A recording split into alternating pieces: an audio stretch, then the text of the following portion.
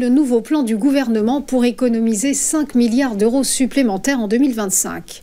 Alors que l'examen du projet de loi de finances s'éternise à l'Assemblée nationale, freiné par les milliers d'amendements déposés, de nouvelles mesures sont envisagées pour stopper les dépenses. Le gouvernement souhaite ainsi s'attaquer à l'absentéisme des fonctionnaires en révisant le niveau d'indemnisation des arrêts de travail. En cas de maladie, le délai de carence serait porté d'1 jour à 3. Quant au taux de remboursement du congé maladie ordinaire, il serait ramené de 100 à 90%. Avec ce coup de rabot, le ministre de la fonction publique, Guillaume Kasbarian, espère récupérer 1,2 milliard d'euros. Ces deux pistes feront l'objet d'amendements et seront donc débattues au Parlement. Par ailleurs, le gouvernement va revoir à la hausse les suppressions de postes au sein de l'État. D'autres économies sont enfin sur la table, au niveau du ministère de la Culture et de l'aide publique au développement notamment. Pour rappel, le gouvernement défend un effort budgétaire de 60 milliards d'euros, basé sur 40 milliards de baisse de dépenses et 20 milliards de hausse d'impôts. Face à 3 blocs irréconciliables, il n'a pu convaincre une assemblée fragmentée. Les débats reprennent en commission aujourd'hui sur le volet dépenses et dans l'hémicycle le 5 novembre sur la partie recettes. On poursuit avec un soulagement pour Bercy, avec le sursis de Moody's accordé à la France. L'agence de notation a choisi de ne pas dégrader la note de crédit hexagonale et la maintient à AA2, soit l'équivalent de 18 sur 20, mais elle l'a placée sous surveillance négative.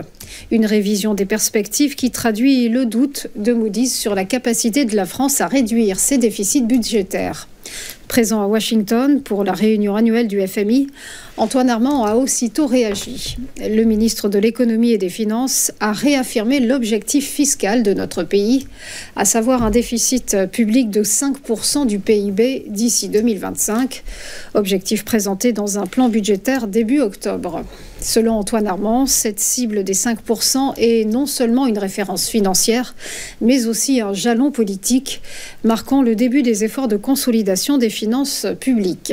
Et en plus du resserrement budgétaire, le locataire de Bercy a insisté sur la nécessité de la croissance, afin bien évidemment d'équilibrer les déficits et de financer les investissements liés à la transition énergétique du pays. Prochaine agence de notation à se prononcer, S&P, ce sera le 29 novembre. On reste dans les économies pour terminer avec le chiffre du jour, 4 milliards d'euros. C'est le montant des réductions de coûts qu'espère obtenir Volkswagen. Selon le quotidien économique Handelsblatt, le groupe automobile en difficulté étudierait plusieurs mesures et aurait entamé des discussions avec le comité d'entreprise ainsi que le syndicat IG Metall. Parmi les pistes, une baisse de 10% des coûts, un gel des salaires durant 2 ans et le plafonnement des primes pour les cadres. Certains sites de production pourraient même être fermés. Fin septembre, le constructeur avait déjà revu ses prévisions à la baisse. Ce mercredi, Volkswagen doit publier ses résultats trimestriels et s'attend à une chute de son chiffre d'affaires ainsi que de sa marge opérationnelle. On passe au point bourse, le rappel de la clôture des marchés vendredi dernier. Le CAC 40 s'est effrité de moins 0,08%. La cote parisienne s'établit à 7 497 points et s'est érodée de moins 0,51% en bilan hebdomadaire. Pas de grande conviction non plus à Francfort, où le DAX a grappillé plus 0,11% à 19 463 points. Et sur l'ensemble de la semaine, la cote allemande est restée stable, moins 0,05%. À Londres, micro-chute aussi pour le FTSE, moins 0,25%.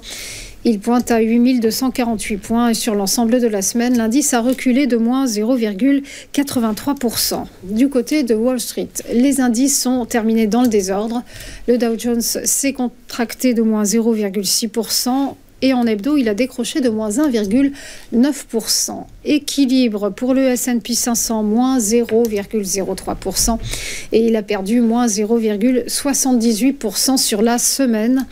Alors que le Nasdaq Composite, lui, a engrangé 0,56%. Et sur sa performance hebdomadaire, il a cédé moins 0,12%. Par ailleurs, le marché pétrolier dévisse ce matin, moins 4%, et après une semaine pourtant verte initialement. Il s'agit d'une réaction suite à l'attaque israélienne sur l'Iran, où les cibles énergétiques ont finalement été épargnées.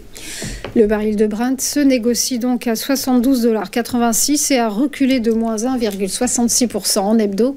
Et quant au cours du WTI, il se replie de moins 2,81% sur la semaine et pointe à 68,59 $. Du côté des devises, enfin, l'euro s'affiche à 1,0793 $ et a lâché moins 0,6% sur la semaine. Enfin, au Japon, le Nikkei a terminé ce matin en très forte hausse, plus 1,82%. Voilà pour les news. On se retrouve juste après une page de pub pour ChronoCAC. À tout de suite.